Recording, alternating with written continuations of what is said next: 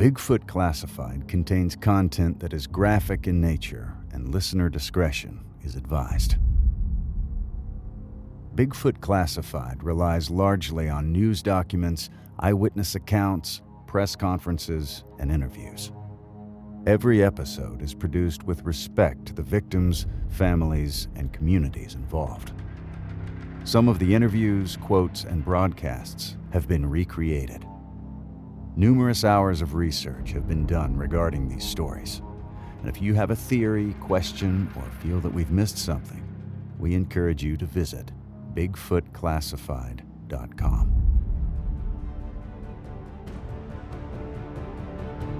This is Bigfoot Classified. Born into a prominent and affluent family in bustling New York City, Theodore Roosevelt's journey from a frail child to a robust, vigorous man would come to define his character throughout his life.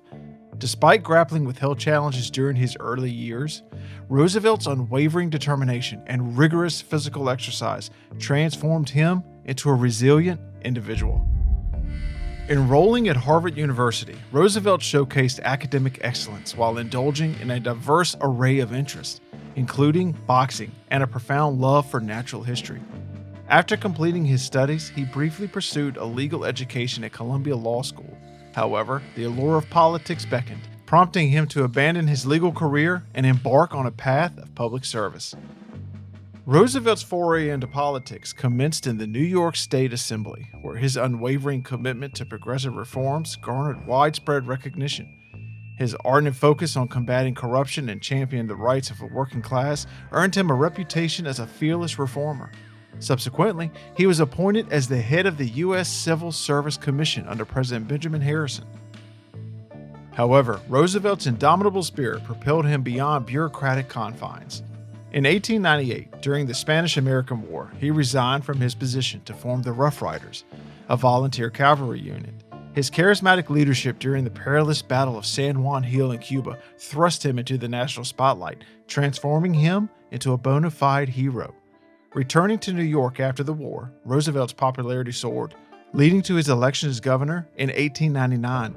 As governor, he ushered in an era of progressive reforms, implementing initiatives that improved public health and enhanced labor conditions.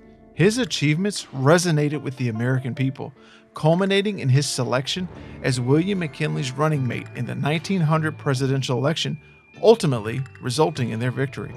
Tragedy struck in September of 1901, when President McKinley fell victim to an assassin's bullet, catapulting Roosevelt into the presidency at a mere 42 years old. Throughout his presidency, Roosevelt championed progressive policies that aimed to rein in corporate giants, dismantle monopolies, and safeguard consumer rights. His unwavering commitment to these causes earned him the moniker Trust Buster. Roosevelt's dedication to conservation became another hallmark of his presidency. Recognizing the invaluable importance of preserving America's natural resources, he took decisive action, establishing numerous national parks, monuments, and wildlife refuges. Furthermore, he created the United States Forest Service, an organization tasked with the responsibility of managing and protecting the nation's precious forest. Internationally, Roosevelt embraced an assertive foreign policy approach, which became known as the Big Stick diplomacy. Firmly believing in protecting American power and influence, he wielded diplomacy backed by the implicit threat of military force to advance the nation's interests. Notably, he played a pivotal role in facilitating peace negotiations to end the Russo-Japanese War, a feat that earned him the prestigious Nobel Peace Prize in 1906. In 1908, Roosevelt made the decision not to seek re-election, instead handpicking William Howard Taft as his successor.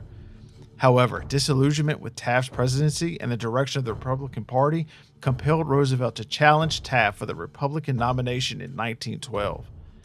Failing to secure the nomination, he embarked on a new political journey, forming the Progressive Party, also known as the Bull Moose Party, and running as his candidate.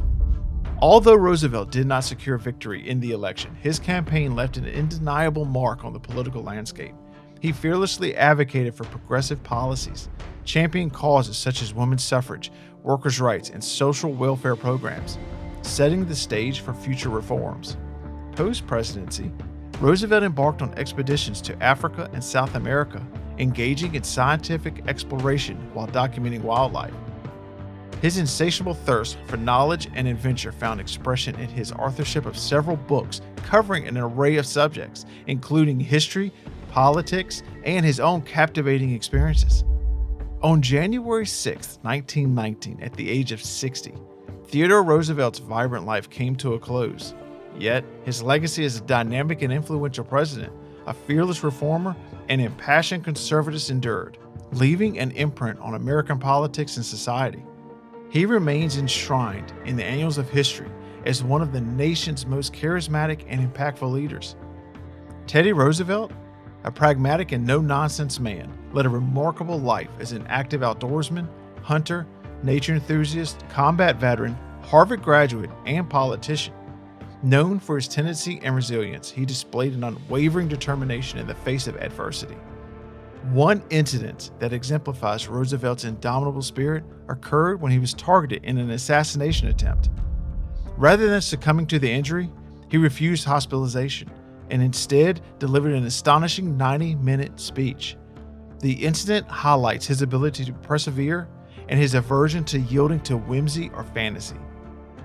Despite his grounded nature, it is intriguing to note that Teddy Roosevelt is linked to one of the most intriguing Bigfoot stories ever told. This unexpected connection raises the question of how a man known for his practicality and level-headedness became associated with such a phenomenon.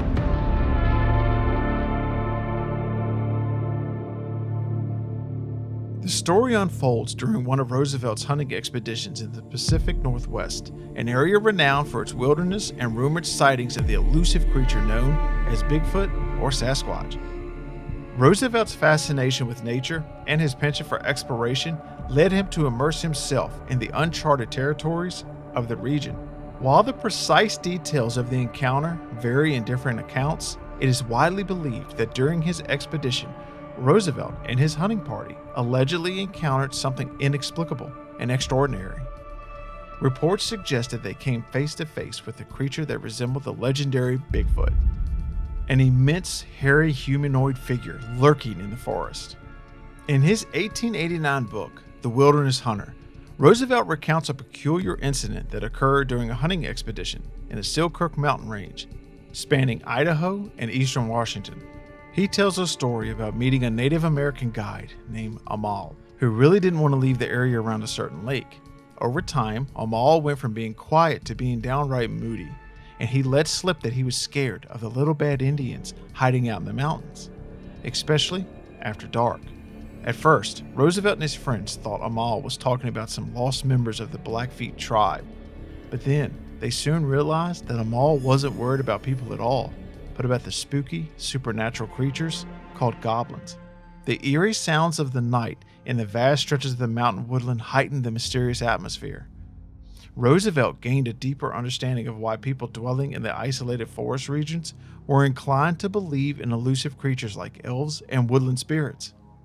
Something elusive lurked in the darkness, leaving the reader to ponder its nature. While it may be tempting to attribute the peculiar noises to conventional animal calls, distorted by distance and the mountainous terrain, Roosevelt's own experience as an outdoorsman suggested that something genuinely unsettled him. This uneasiness is reflected in the brevity of his recollection, contrasting with his more elaborate storytelling in other accounts. In another passage from the same book, Roosevelt recounts a chilling conversation with a mountain man named Bauman. The narrative unfolds as Bauman shares a horrifying tale of encountering a mysterious creature within the woods. He begins. Well, frontiersmen are not as a rule apt to be superstitious.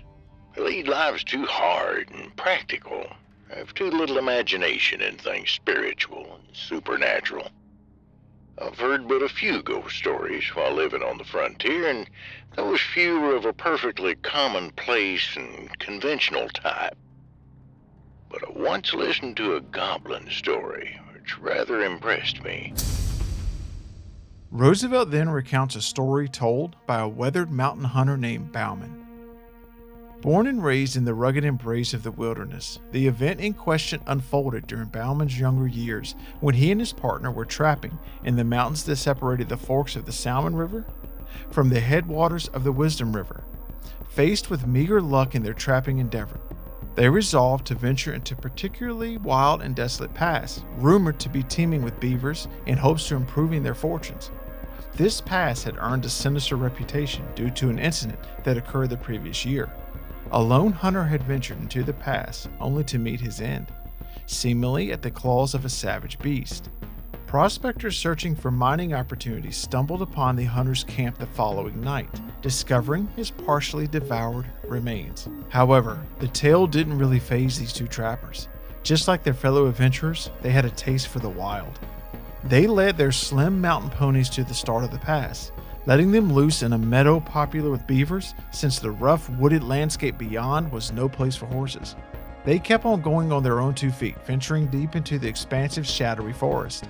After a tough, roughly 4-hour trek, they finally found a small, clear space. Seeing signs that game was plentiful around there, they decided to set up camp while there was still some daylight left. They built a rough and ready shelter from some branches and got their gear sorted before heading upstream to check their traps. The area was a real beast to get through, with all the thick plants and fallen trees in the way. Every so often they'd spot a little patch of mountain grass in an opening of the dark woods. When nightfall came, they headed back to their camp, a skinny clearing hugged by towering pine and fir trees that made a kind of a natural wall.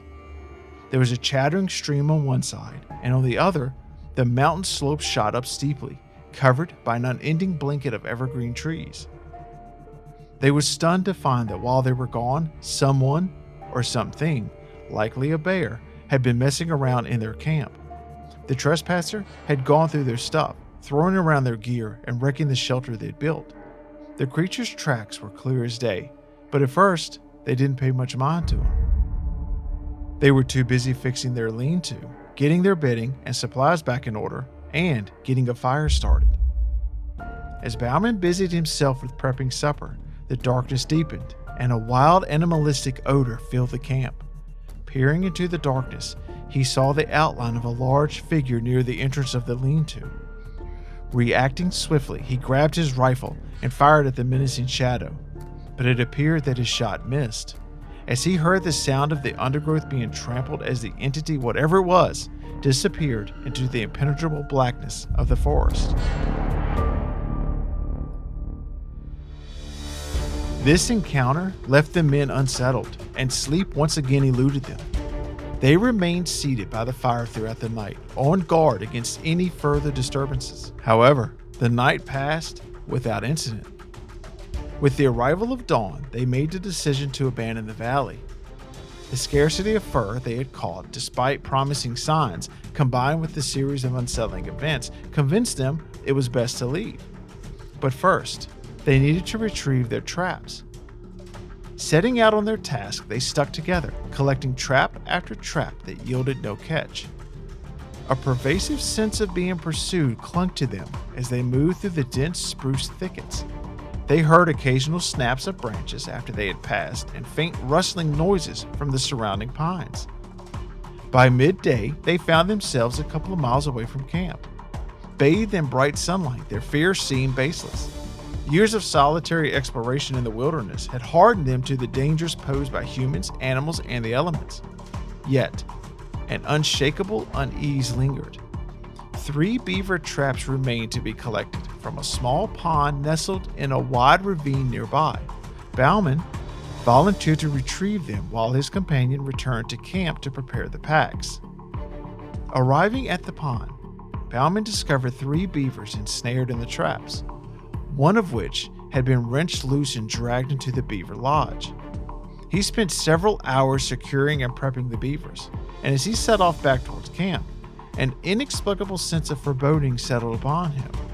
The sun sank lower in the sky, casting long shadows through the lowering trees. Finally, Bauman reached the edge of the small glade where the camp was situated. He called out as he approached, expecting a response, but silence greeted him. The campfire had died down, leaving only faint traces of smoke in the air. The packs were neatly arranged nearby. At first, Bauman saw no sign of his companion and received no answer to his calls. Taking a step forward, he shouted once more, and then his eyes fell upon the lifeless body of his friend sprawled beside the trunk of a fallen spruce. Rushing toward the motionless figure, Bauman discovered the body was still warm, but the neck had been grotesquely broken, and 4 deep fang marks marred the throat. The distinct footprints of the unknown creature imprinted in the soft soil told the grim story. Bauman's unfortunate companion, having finished packing and awaiting Bauman's return, had sat down on the spruce log, with his face toward the fire and his back to the impenetrable depths of the woods. Unbeknownst to him, the monstrous assailant, lurking in the shadows, had seized the opportunity to ambush him. Approaching with stealthy strides, seemingly upright on 2 legs, it crept closer, unnoticed, until it seized the man, wrenching his head back and snapping his neck while sinking its teeth into his throat. The creature didn't eat the body. Instead, it seemed to take some wild joy in playing with it, rolling over it before disappearing back into the quiet heart of the woods. Filled with grief and terror, Bauman was left alone in the desolate wilderness, with his companion's life cut short and a malevolent presence haunting the dark woods. In a state of shock, he knew he had to leave immediately, abandoning all their belongings except for his rifle and a small pack containing some basic provisions. He embarked on a treacherous journey, plagued by the constant fear of being pursued, until he finally reached the safety of civilization. Bauman's haunting tale became an enduring legend among trackers and hunters in the region. Some dismissed it as a mere fabrication or exaggeration, attributing the deaths to bears or wolves. Others believed that a fearsome and elusive creature, neither wholly human or fully animal, lurked in those remote mountains, preying on unsuspecting souls who dared to venture into its territory. Whatever the truth, Bauman's story served as a cautionary tale, reminding those who would listen of the untamed wilderness and the lurking dangers that would befall even the most seasoned explorers. Roosevelt's account of encountering the mysterious creature in his book doesn't refer to it as Bigfoot, but rather as a goblin. This is because the term Bigfoot wasn't coined until the 1950s, long after Roosevelt's time. However, as an avid outdoorsman, Roosevelt was likely familiar with Native American stories and the legends of a Bigfoot-like creature. Some Native American tribes have their own tales of supernatural beings resembling Bigfoot that are known to attack humans, such as the Wendigo. It's possible that Roosevelt drew inspiration from these Native American legends when crafting his story. It could be argued that Roosevelt's account, as relayed by the character Bauman, is simply an embellished tale. The creature that stalked the men could have been a bear or a cougar, as suggested by the alleged tracks indicating a 2-legged creature. Perhaps this is a case of an old trapper spinning a tall tale and Teddy Roosevelt, eager for adventure, believing it. The third possibility is that the story is true. Although it presents a different image of Bigfoot compared to popular conceptions, there are some elements of the story that align with modern Bigfoot sightings. Bauman claimed the presence of a foul stench accompanying the creature, a common feature in many Sasquatch reports. He also emphasized the tracks of a bipedal creature, ruling out the possibility of another human or a bear. The account even includes the violent disturbance of the campsite, which could be consistent with an attack of a large ape-like creature. Teddy Roosevelt was a bold and ambitious individual, undeterred by challenges and always striving for greatness. Yet, he was also a visionary, open to contemplating grand ideas. His progressive ideals and aspirations led to remarkable accomplishments in his professional life and the advancement of his country. As a passionate outdoorsman and naturalist, Roosevelt likely entertained the notion that undiscovered species might still roam the American forest. During his time, especially in his early years, vast stretches of untamed wilderness remained to be explored. While Roosevelt approached the Bauman story with a healthy dose of skepticism, he must have deemed it significant enough to include in his book. However, he never explicitly stated his belief in Sasquatch, or if he believed the Bauman's tale was true. Roosevelt did acknowledge that Bauman was an elderly man when recounting the event, and the attack itself had occurred decades earlier. Adding another layer of intrigue, there are whispers of Roosevelt having his own encounter in the mountains of California. Legend has it that during a night spent camping deep in the forest, he heard howls and growls that he couldn't attribute to any known animal. This incident, at the very least, made him appreciate the significance of these strange noises and entertain the possibility that they emanated from an unknown creature. We may never truly know what Teddy Roosevelt believed about Bigfoot, but his Bauman story has cemented its place in history as one of the most captivating tales surrounding the elusive creature.